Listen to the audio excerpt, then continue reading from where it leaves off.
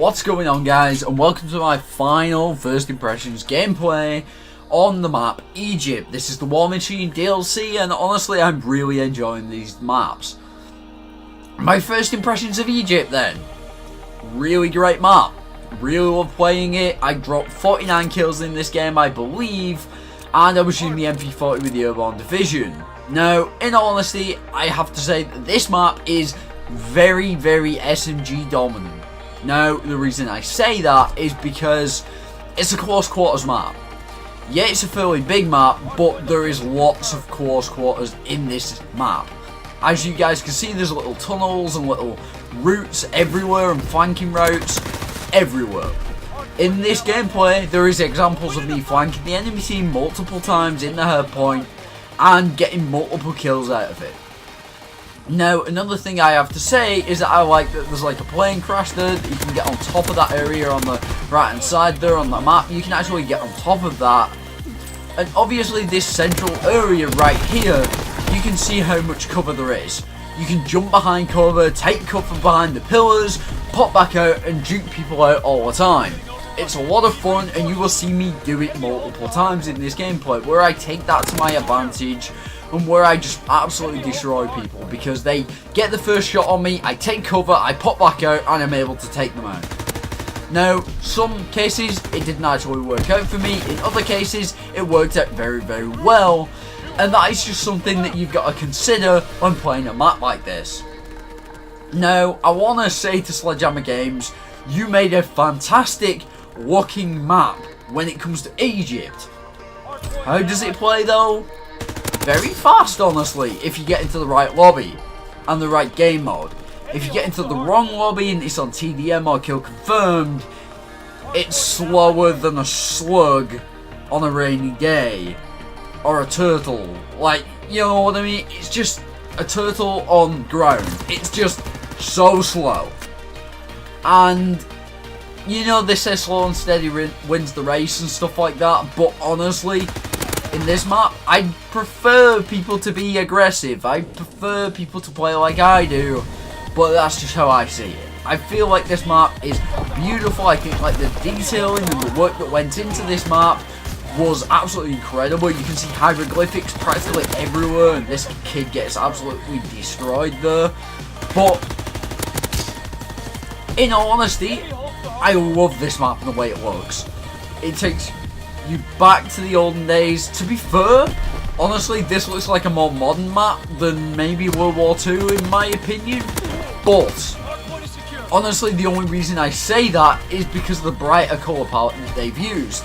But obviously, I've never been to Egypt on a bad day or anything. I've never actually been to Egypt. It's a place I'd like to go to.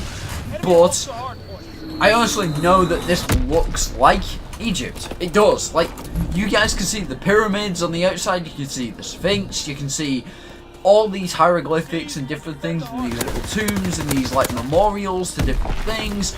I think that is really cool of Sledgehammer to go in and take the history of this specific location and be really accurate with it. Good job, Sledgehammer Games. This map looks incredible. I don't know what it is about DLC 2, but it reminds me of Black Ops 1 in a big way. The colour palette, the way that everything looks on these maps reminds me of Black Ops 1, and I have no idea why. But I said this in the V2 video yesterday, which will be linked at the end of the video. I really like the fact that that is a thing. I like the historical accuracy. I like the fact that the colour palette is actually very good, and you can obviously make sure and take out people and you know where people are. You can see people clearly on these maps, and that is something that I miss from some of the other maps that we play. I mean, Point the Hawk, for example, is really dark, really dingy, and I know that it's a trench warfare map, and that is exactly what it would have been like. I wish the colour palette was just a little bit better on that map, but what can you do? So, as you guys can see, there's a tomb in the middle here. Every time you shoot and you end up catching a wall or whatever, it takes some of the sandstone or whatever it is off the walls and it leaves some of the walls bare and everything. As you guys can see, it looks like someone's hit it with a hammer or something and broke parts of it off. I think that that's a really cool feature on this map. Yeah, it's not the biggest feature, yeah, it's not like an amazing thing, but it makes a difference. These little details do make a difference on maps like these. So when it comes to it, I think that this map is a gorgeous looking map. A lot of people looking forward to this map thought it was going to be like the best map in the DLC. And I honestly think that it's one of, I don't know, I think V2, Dunkirk and Egypt are all level. I don't think there is a good, better map out of them all. I think they're all better for different things. So, Dunkirk is probably better for your sniping, your LMGs, your long-range warfare. Egypt is close quarters, and V2 is close quarters, but you can practically use anything on that map.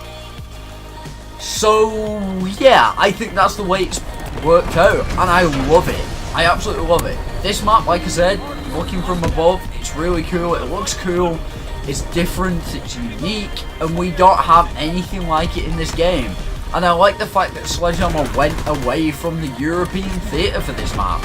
They went from the European theatre to African warfare or whatever, where people were actually fighting that never actually got covered within the main game of World War II, within the campaign and everything like that. I don't think that anything but the European theatre was actually taken accountable for. Now, obviously you saw me drop down into that area there. If you are playing people that have no idea what they're doing and they don't really know about these little quirks on the map and stuff like that, you can take it to your advantage. You can really get an advantage over them people and drop down and completely surprise them. I absolutely love it. Now, honestly, this is one of the flanking pieces that I said about. It gets me like 3-4 kills or something like that, and I managed to get on the hair point and get a lot of score and stuff like that. And it's really, really good that you can actually move around the maps and do stuff like that. Now, one thing I want to mention is this map may be littered with Easter eggs. I'm not sure, but it might be, and they might be in hieroglyphics. So for you Easter egg fans, I highly recommend looking into this map, looking for them Easter eggs, and seeing whether they've dropped any hints to anything in this particular map. But honestly, I don't know. We'll see what happens. And like I said, I like the fact that there is multiple lengths of engagements on this map. Yes, you can use any weapon on this map. I just think that snipers are at a bit of disadvantage, especially once you get into the little tunnels and everything. But you could argue that on like every map. There is areas of every map in this game where snipers dominate, where snipers get pooped on basically. So I think that that's something that Sledgehammer really caters for, is being able to use whatever you want on every single map. And I really appreciate that, because I'm a guy that loves to use different classes all the time. I never stick to one thing, I never stick to one class. And that's just me, I never do that. It's just something that a way that I've always played, is I always love to use every single weapon. I always love to use different things all the time. And these DLC maps cater for that. Now, obviously, like I said, this map, SMG heavy. Dunkirk, probably sniper and LMG heavy in comparison. But you can use anything. So, when it comes to the DLC, is it worth buying in my opinion? Yes, by far. Now that the new update's dropped and the game's changed quite a bit, I would say yeah, it is worth it. But if you do not like the game and you haven't played the new update yet, I wouldn't go ahead and buy the DLC and then play the update. I would wait until you know whether you like the game enough to purchase the DLC and the season pass and everything, if you are going to go that way with it. But for people that want to buy DLC 2 on its own, is it worth it? Yeah, I would say if you want 3 extra maps, go for it. Like 4 extra maps if you get Operation Husky, which is awesome. But I wouldn't recommend this to someone that doesn't enjoy this game, that's for sure. I mean, if you don't enjoy the game, just don't play it. Don't buy the DLC. There's no point in buying the DLC if you're not going to play it. Whereas for me, it's brought me back to the game. It's made me enjoy the game a lot more since that new update dropped and everything. And I've really had a lot of fun with it. So, honestly, how would I rate each map? How would I rate each map? Dunkirk, I would give about a 7 out of 10. Egypt, this is just on playability, not design or anything like that, or the way it plays. Egypt, I would say, is about a 7.5, and V2, I would say, is about an 8. They're pretty good maps if you ask me, and I really enjoy playing them. Now, one thing that I can say is that Hardpoint Domination play really well on these maps, whereas TDM and Kill Confirm don't seem to play as well, but I'm yet to really play them for a longer period of time in all of the game modes yet, so please stay tuned to the channel because I am going to be going in and doing a more in-depth review of DLC 2 and the War Machine. So yeah, that's something that I'm definitely going to be doing. I'm definitely going to be doing more when it comes to, you know, DLC coverage and everything like that. I'm going to be doing some sniping highlights and everything in the near future, but one of the things that I want to say is that when it comes to coverage of the DLC and the way I'm going to do it, I'm going to leave it till right before the Xbox One and PC release for this DLC to release my review of the DLC, because then I'll be able to have played all the maps for about a month and really see what's going on and, you know, really enjoy myself with the maps and get to know them a lot better. I'm not going to be doing a review of each map like I've done with the first impressions, but I'm going to be doing an in-depth review of the War Machine DLC very soon, so stay tuned for that. If you did enjoy this video, hit that thumbs up button and don't forget to subscribe, hit that notification bell so you don't miss any of my future content. I will talk to you guys in the next one. Peace out.